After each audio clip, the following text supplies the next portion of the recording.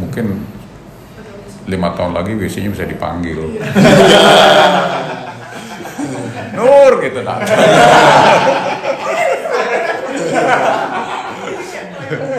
Sektor itu bukan hanya masalah gambar, sektor itu adalah masalah ide. Ya, boleh di gambarnya dia lemah, tapi idenya bisa luar biasa. Ya, tadi banyak ini sebenarnya gambar itu untuk nipu klien aja gitu. Yang penting idenya. Gitu. Oke.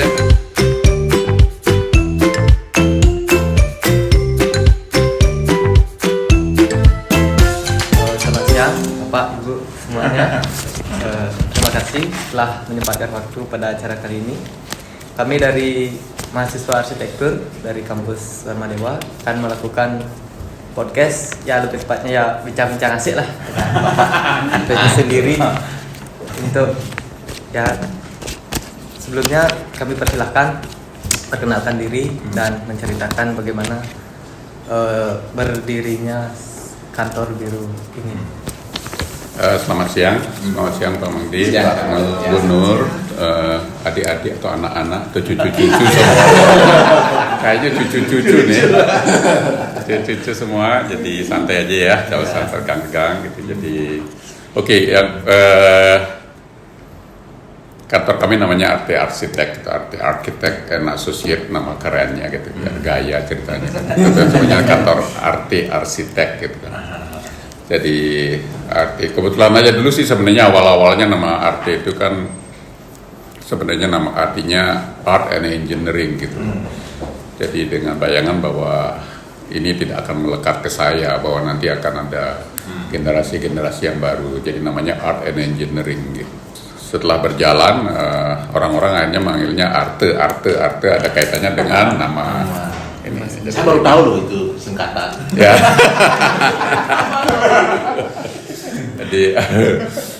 jadi akhirnya menjadi Arte, keterartannya nama saya ya intinya. Jadi tadi yang ditanyakan gimana mulai berdirinya ya.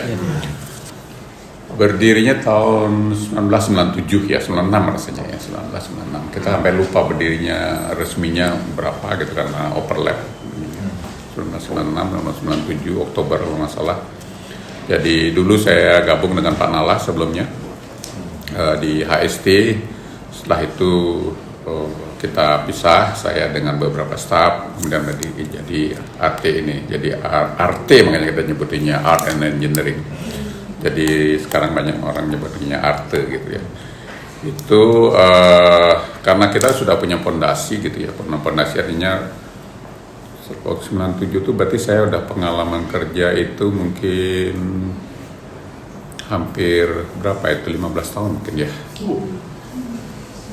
83, 84, 97 bener ya? Kira-kira ya 15 tahun lah pengalaman kerja. Jadi awal-awal kita kerja, jadi kalau ceritanya mungkin bisa dikaitkan nanti ke HST di awal gitu. Saya masuk ke Bali itu kan istilahnya saya orang Bali tapi orang luar gitu ya. Jadi karena kuliahnya di Bandung, jadi selesai waktu itu ada pertanyaan kayaknya. Selesai tahun 1983, wisuda 1984. Waktu itu kerja di sama dosen-dosen di TB, kita sempat dikirim keluar waktu itu. Bandung juga ada karya saya personal yang kebetulan dapat nominasi di IAI dulu, yang awal sekali ya, kaget juga sih, baru awal sekali masih fresh dapat nominasi. Setelah itu lama nggak dapat nominasi karena mulai cari uang gitu ya. Kalau awal-awal masih idealis gitu kan, jadi desain kita idealis sekali. Jadi seperti itu, jadi gabung sama Nala dengan waktu itu ini pertimbangannya begini. Karena anak muda, jadi lebih tua dari kalian sedikit, melihat proyek banyak sekali dan kita nggak pernah tahu ada ini proyek ini tiba-tiba kok ada mungkin kalian nanti akan begitu juga, dari mana datang proyek ini gitu kita nggak ngerti gitu. Akhirnya mungkin generasi saya Pak Nala itu ada beberapa dosen dari Udayana yang berpikir bahwa kita tidak bisa masuk ke pemerintahan. Proyeknya waktu zaman itu kan teman-teman ini tuh kan senior kami itu adalah masuk ke proyek-proyek pemerintahan. Ya kita nggak punya siapa-siapa untuk masuk pemerintahan. Akhirnya kita mencoba, kita masuk ke ladang yang lain. Ada dua hal yang waktu kita pikirkan, ini panjang ceritanya ya, nggak apa-apa ya. Tapi edit aja kalau kepanjangan. Jadi kita maksudnya tuh, kita masuk ke swasta aja, gitu. Kita juga nggak ngerti swasta itu bagaimana, gitu. Swasta, kemudian ada dua pemikiran, kita masuk ke proyek-proyek swasta. Yang kedua adalah zaman itu dia di tahun 87, 88, 89, kita berpikir bahwa kedepannya nanti arsitek-arsitek Singapura itu tidak mampu untuk membuat gambar namanya production drawing, gambar kerja bahasa mereka nggak mampu karena akan terlalu mahal. Waktu itu belum sih, tapi kita udah punya pemikiran seperti itu. Kita punya pemikiran. Jadi ada dua, kita masuk swasta, kedua kita naikkan skill kita. Nanti tujuannya adalah kalau kita nggak bisa jadi arsitek gitu kan, kita nggak tahu bu jadi arsitek. Jadi arsitek kita mau menjadi production shop drawing atau working drawing production. Jadi kita akan nanti hubungkan sama Singapura. Kita lihat mereka pasti nggak mampu gitu loh, karena itu terlalu mahal. Gitu. Jadi mahal, jadi mereka akan cari ini. Nah karena itulah zaman itu kita mulai belajar AutoCAD. Yang kalau bikin garis itu nggak kayak sekarang ceklik nggak, kita harus masukkan koordinat nih. Jadi koordinat awal di mana dan akhirnya di mana. Terus begitu, jadi ininya juga pakai dua flash disk gitu kan, ini bisa ke floppy disk masuk, ini programnya masih simpel sekali. Tapi tujuan kita seperti itu. Kalau ada satu poin di situ ya. Jadi setelah berapa lama kita patut praktis itu, ya kalian tamat rasanya kan bentar lagi tamat ya, begitu tamat tuh habis jas gitu kan, rasanya udah pinter banget nih, udah selesai gitu kan. Patut juga begitu gitu kan, jadi kita udah pinter banget nih. Pas keluar tuh banyak sekali nggak diketahui gitu, terutama hal-hal teknis, hal-hal yang sifatnya kreativitas, desain itu lain cerita, itu lain cerita. Tahu apa enggak itu lain cerita lah, tapi yang teknis itu gitu loh, teknis tuh masang bata itu gimana gitu. Terus ada kolom praktis itu apa gitu. Besinya berapa? Bagaimana bikin besi campuran mortar aja kita nggak tahu. Dikasih lah di lapangan, 35 gitu. Terus nyampurnya bagaimana? Gitu. Patut selalu ngajarkan ke anak-anak di sini itu adalah arsitek itu nggak bakalan sempat untuk ngajarin orang. Nggak ada waktu. Ngajarin nanti kalian kerja praktek gitu, nggak mau ketemu bosnya, ketemu arsiteknya mau diajarin tuh sangat susah, karena kalau kerja ya udah konsentrasi dan itu long hour, panjang gitu.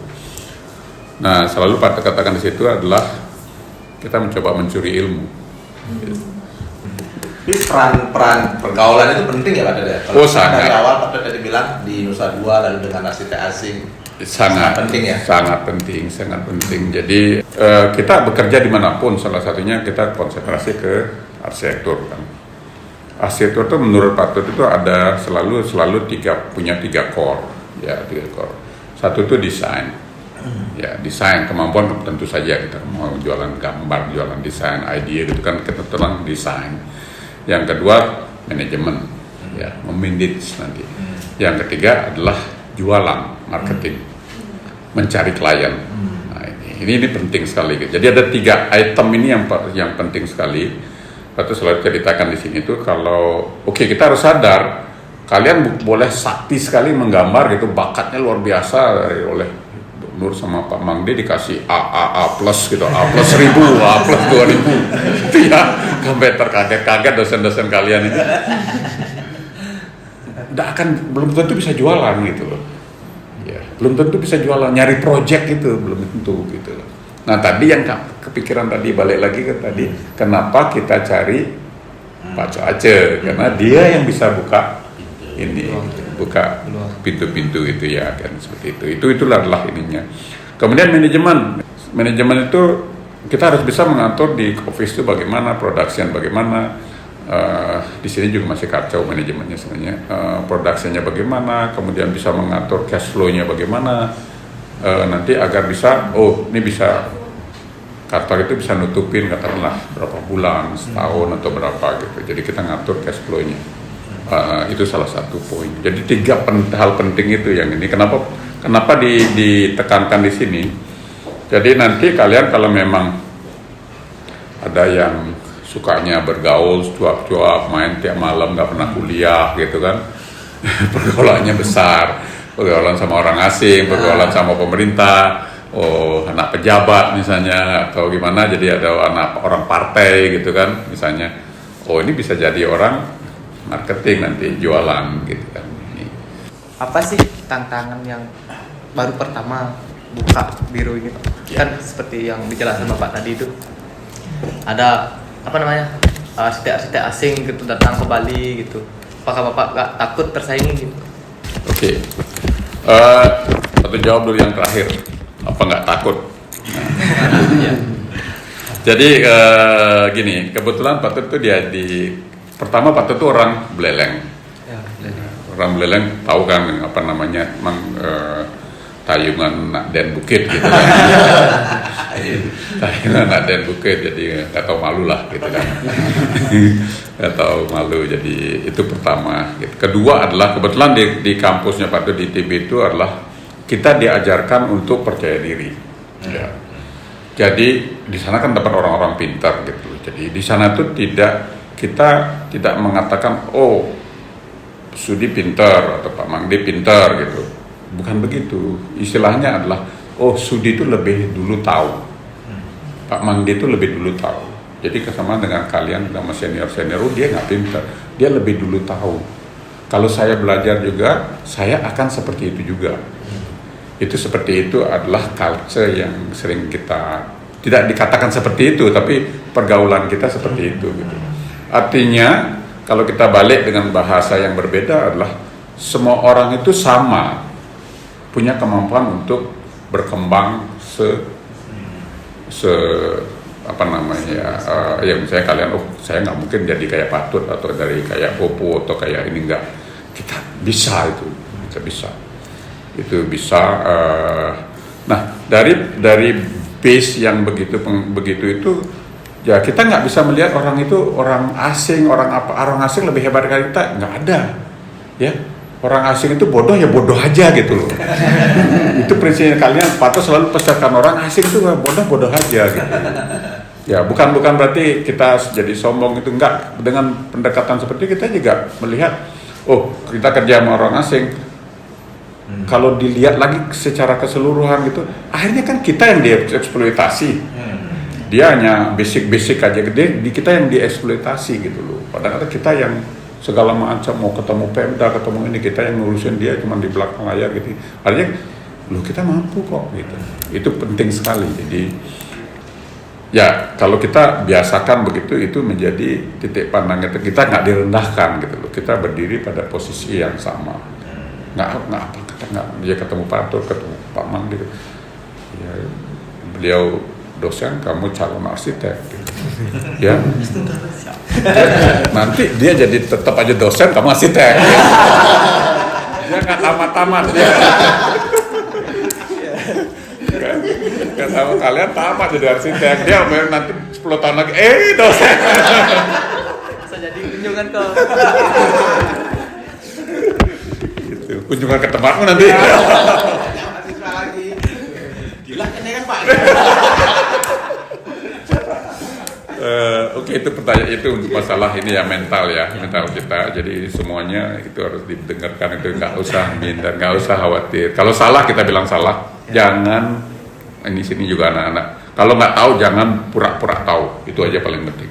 Nggak tahu, saya nggak tahu. Nanti saya menurut pertanyaannya ya, nanti saya akan jawab. Ide dengan email, dengan telepon, dengan apa? Karena kalau kita pura-pura nggak tahu, nggak tahu tapi pura-pura tahu, nanti kita kelihatan bodoh. Ya, kadang orang tahu gitu, kamu nggak tahu. Gitu. Orang itu bisa menangkap kata-kata kita, kamu nggak tahu, kamu bohong, gitu. Kamu bodoh, gitu. Ini bahasanya. Ya seperti itu, harus percaya diri, itu belajar. Ada yang aktif di organisasi? Ada. Siapa?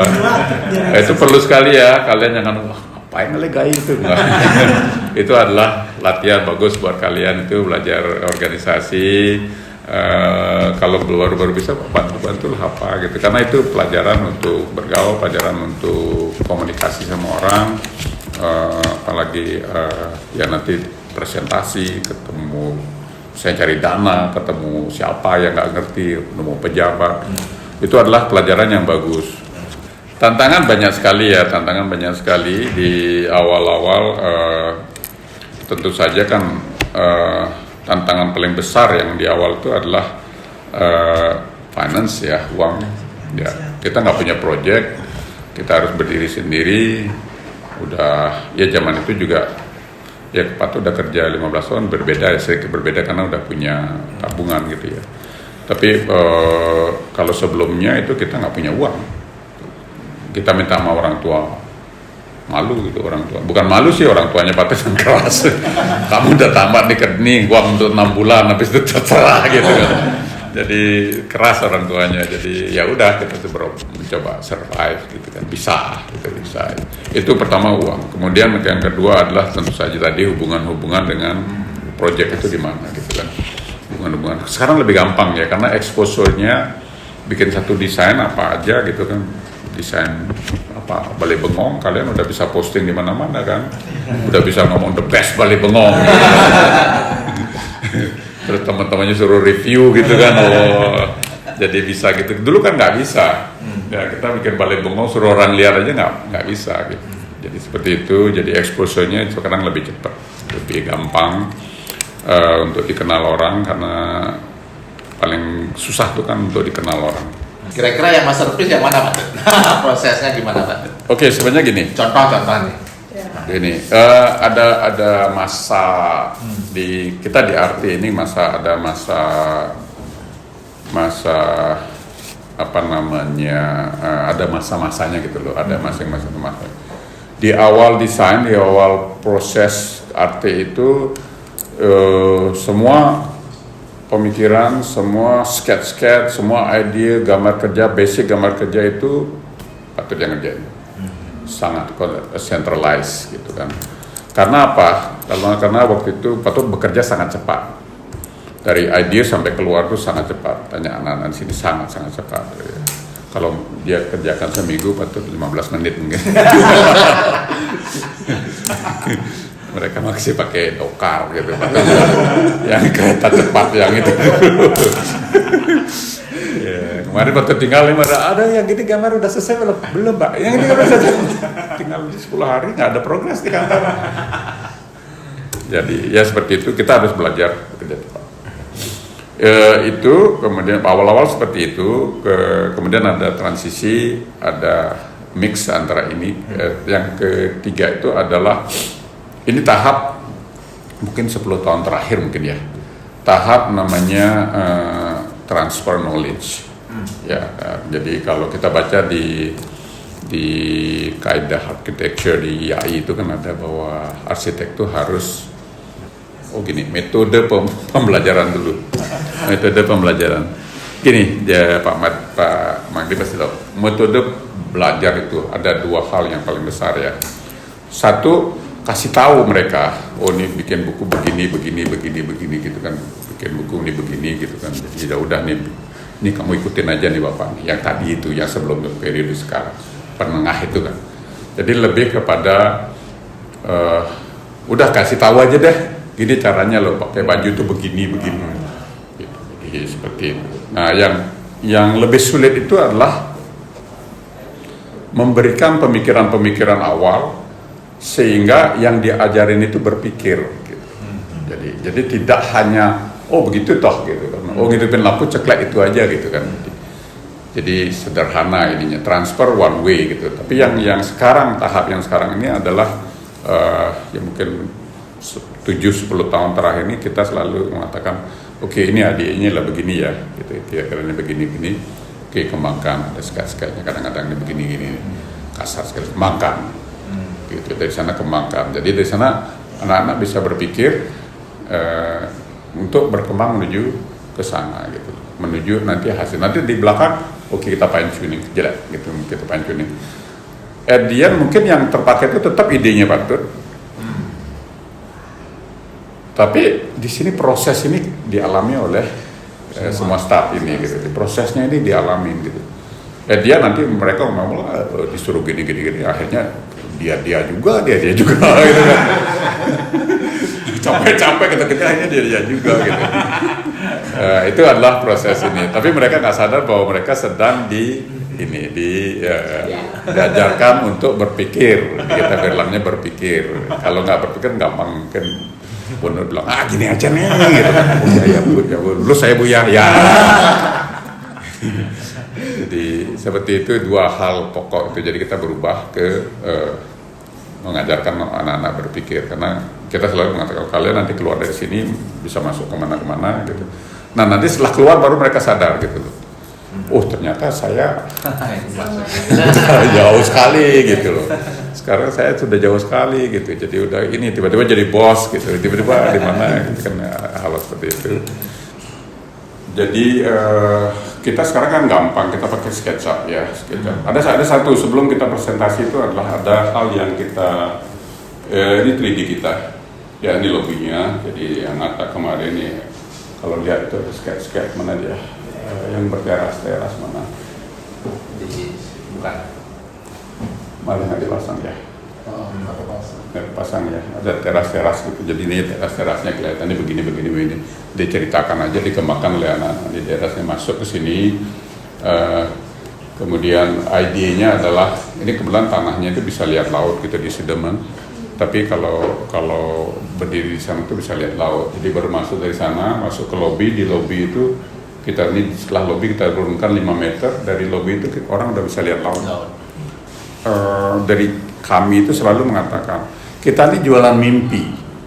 Yang kita jual adalah mimpi, bukan barang jadi gitu. Jadi kalau jualan mimpi itu kita harus selalu menampilkan sesuatu yang mimpi gitu. Mimpi kita, mimpinya dia. Jadi mereka ada klien mimpinya, kemudian mimpi kita gabungkan gitu, jualan mimpi. Jadi kalau dia lihat wow udah jadi kayak gini toh jadinya gitu. Ya, itu basic awal. Jadi banyak hal yang masih bolong-bolong di gambar ini sebenarnya kita nggak tampilkan tentu saja. Yang bagus-bagus saja. Karena kita jualan mimpi yang bagus-bagus saja. Jangan jual mimpi buruk ya. Jangan jual mimpi buruk, betul. Gitu. Jadi semuanya ini begini gitu. Kita presentasi kita tadi setelah ini jadi ada SketchUp, kemudian ada presentasi ini kan. Presentasi warna tadi. Kita masukkan ke bundle seperti ini.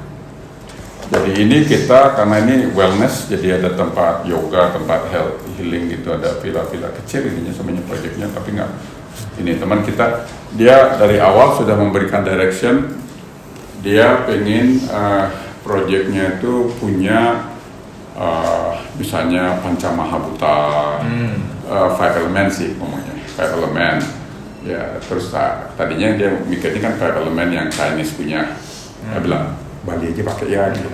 Kita pakai Pancamahabhuta 5 element gitu. Jadi seperti itu. Kemudian yoganya harus ada konsep apa. Jadi di sini banyak kita berangkat dari konsep dulu, pemikiran, idenya itu bukan dari bentuk bangunan tapi dari konsep bangunan gitu. Pemikirannya kenapa begini gitu. Coba terus. Ini yang depan kita sebutkan jadi di dalam bangunan sering kita mengaplikasikan yin and yang, purusa perdana, apalagi itu, rua bineda, jadi purusa perdana laki-laki dan perempuan.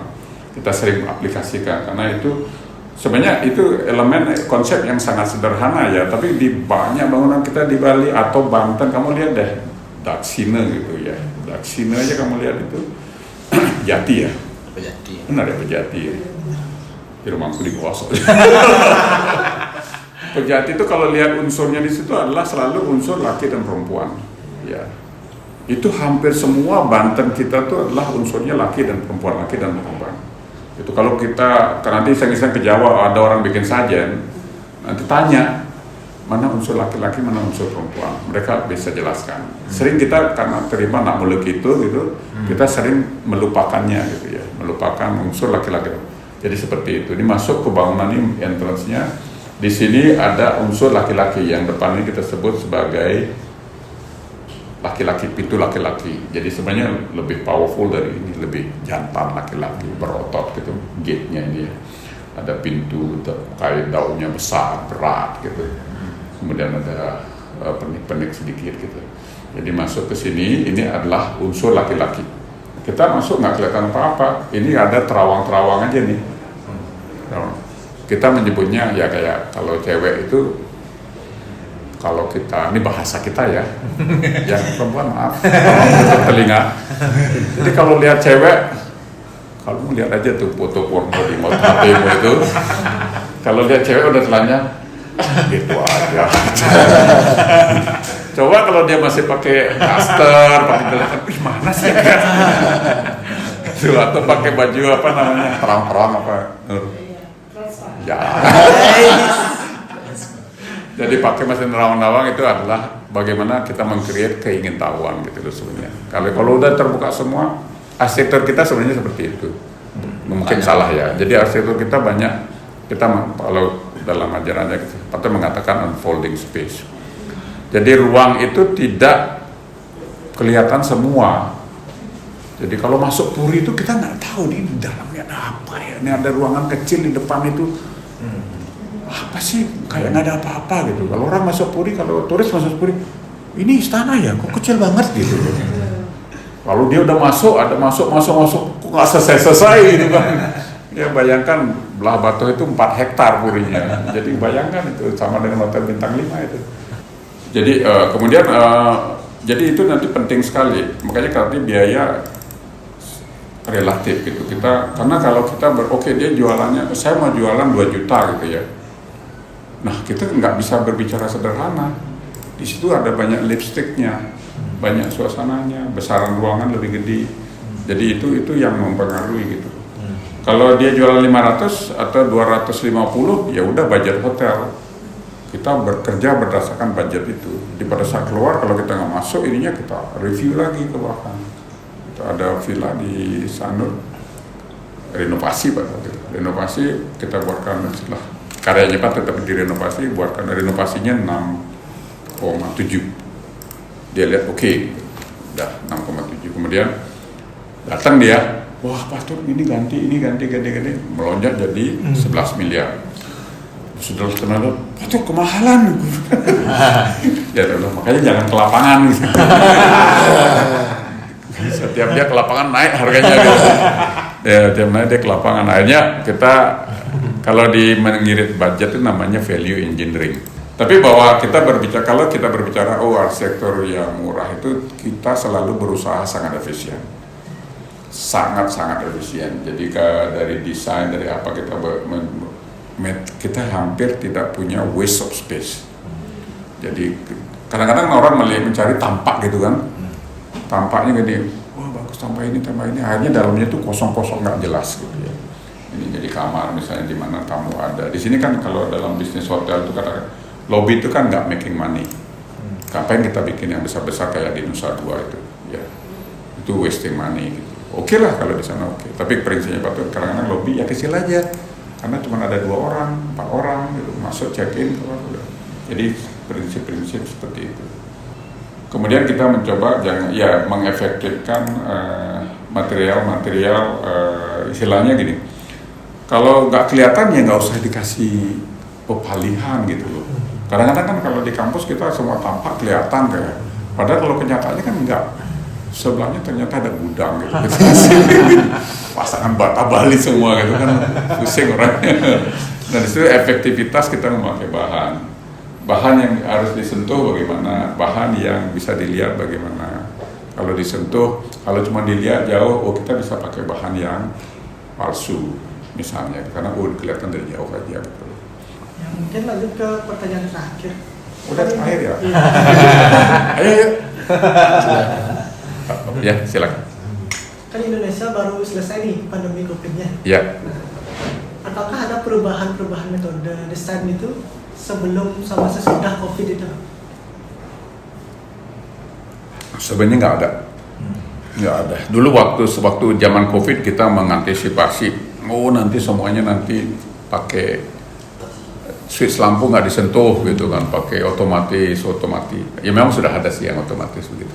Kita udah desain yang bangunan yang otomatis itu yang sedang kita renovasi mungkin berapa tahun?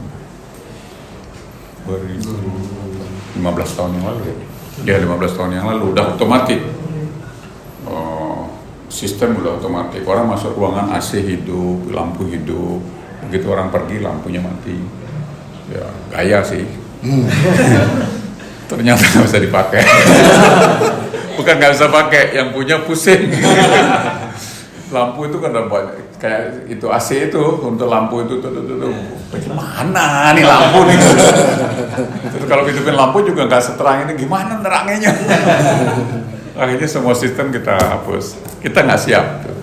Kita nggak siap. Kadang-kadang kita juga masuk ke hotel-hotel yang waktu dia gitu traveling gitu, masuk hotel yang agak fancy gitu kan. Wah ini apa AC-nya aja, kita ngitupin AC aja, kita akhirnya matiin aja gitu. Karena dingin banget kita matiin aja. Jadi, atau kalian nggak tahu yang pernah tinggal di hotel itu kopi mesin itu loh, yang kayak kopi kapsul. Wah awal-awal gimana bikinnya, akhirnya di mana?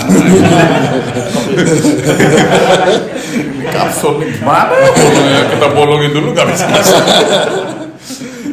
Jadi lihat nanti kadang kalau udah mulai masuk hotel atau ya ada yang udah pernah masuk hotel kopi kapsul. Ya, Pato punya hotel ya, kita pasang kopi kapsul itu. Tadinya pak kopi biasa, kita sekarang pasang kopi kapsul. Bukannya pemakaiannya tambah banyak, berkurang. Kurang minum, gimana?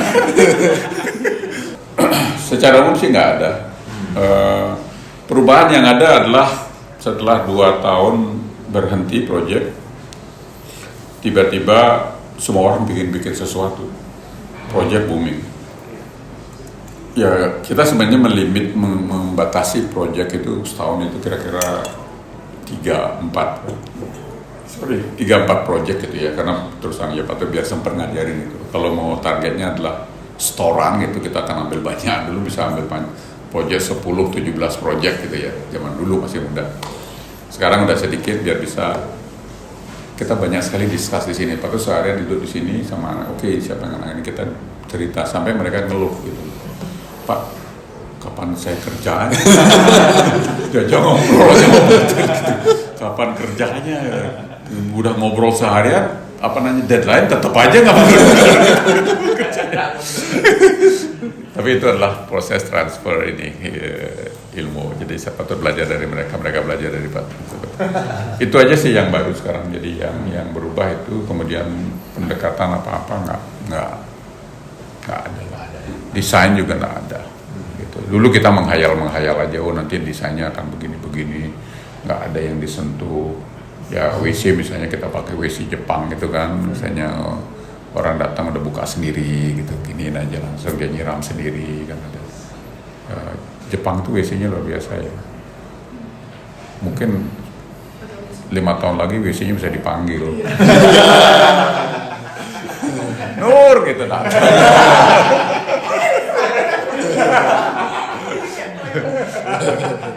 Ya bos gitu. WC Jepang itu WC-nya fancy sekali, masuk hotel Jepang fancy sekali. Karena waktunya mereka idenya di situ. Mungkin ya nggak tahu lah. Itu jadi duduk di sana pemanas, ininya semprotan airnya macam-macam, panasnya macam-macam. Begitu keluar langsung disiram, atau begitu kita datang masuk WC langsung buka sendiri. Fancy sekali. Kadang-kadang ngeri juga.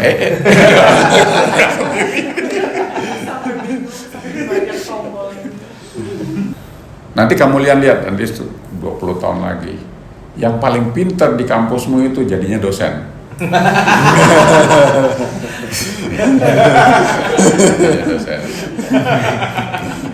Karena mereka pintar sekali gitu, paksa jadi dosen gitu kan.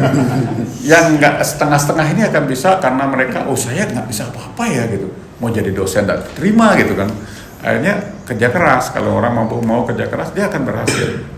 Patut bukan orang dulu di Jakartanya, Patut yang terbaik di angkatannya Pak. Jadi tapi yang terbaik itu ngelihat karya-karya kita sekarang selalu bengong. Wah gua harusnya seperti ini ya. Dia masuk pegawai negeri, pejabat tinggi benar, pejabat tinggi terus kadang-kadang sama Jokowi pejabat tinggi. Tapi kalau kita berbicara kita lihat kan wah gila lah gitu. dia paling penting bagus sekali, desainnya bagus, ide-idenya bagus, semuanya bagus, potensinya bagus. Kita ngarepin dia jadi arsitek dulu, tapi dia masuk ke pemerintahan. Nggak salah gitu, bukan masalah salah benar, tapi ada potensi lain yang ini. Dan di situ message-nya bahwa orang yang tidak pintar sekali, the best di kampus itu belum tentu dia akan tidak bisa bersaing gitu. Bisa bersaing di tempat lain, bisa bersaing di arsitektur. Sektor itu bukan hanya masalah gambar, sektor itu adalah masalah ide. Ya, boleh di gambarnya dia lemah, tapi idenya bisa luar biasa. Ya, angkatannya Patut, adiknya Umar Khayyam, atau pernah dibersihkan Umar Khayyam, adiknya itu sastrawan besar kita, adiknya namanya Mas Koko.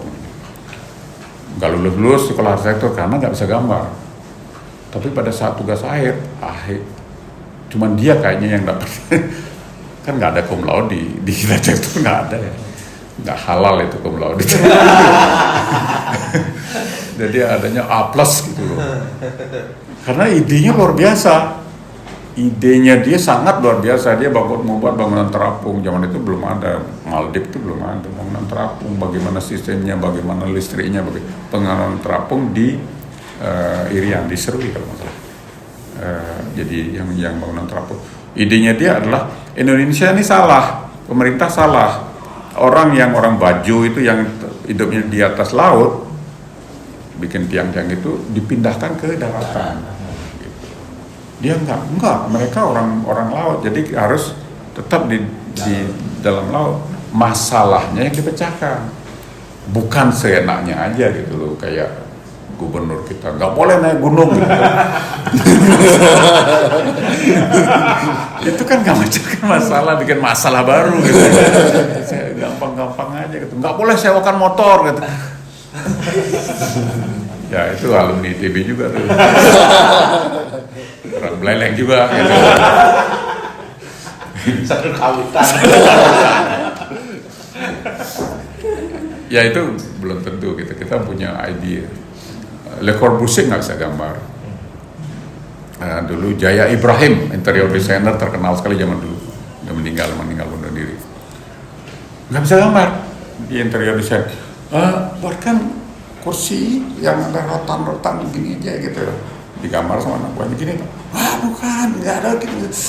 Nggak bisa menyentuhkan pennya kayak bikin sketch sederhana aja nggak bisa. Jadi harus tetapnya mengekspresikan itu. Nah ini kayak gini nih, kira-kira ini gini. Baru diperbaiki ini gini, dilakukan sedikit. Nah itu begitu. Ya tidak harus semua bisa menggambar. Idea penting sekali. Idea. Jadi tadi banyak ini sebenarnya gambar itu untuk nipu klien aja gitu. Yang penting idenya. Jadi situ kita ada masalah, kita pecahkan. Paling penting itu di arsitektur juga diajarkan. Ada masalah, dia pecahkan. Pemecahannya apa? Masalahnya apa? Pemecahannya apa? Itu yang diajarkan di arsitektur yang kita bawa. Jadi seperti itu. Ya. Wow. Panjang lebar. Itu pelajaran 4 semester. Kita belajar dulu. Mungkin karena keterbatasan waktu, podcast ini kita akhiri. Terima kasih atas waktunya, Pak, Bu. Ya, terima kasih Pak. Terima kasih sudah mendengarkan dengan baik. Bapak dosen, Ibu dosen juga. Terima kasih sudah mendengarkan jawabannya, bual-bualnya. Tapi mudah-mudahan dari kalian bisa jadi orang Bali yang sukses dalam segala bidang, tidak hanya arsitektur ya. Oke, itu sebenarnya. Saya mudah-mudahan sukses ya. Makasih. Makasih sudah datang.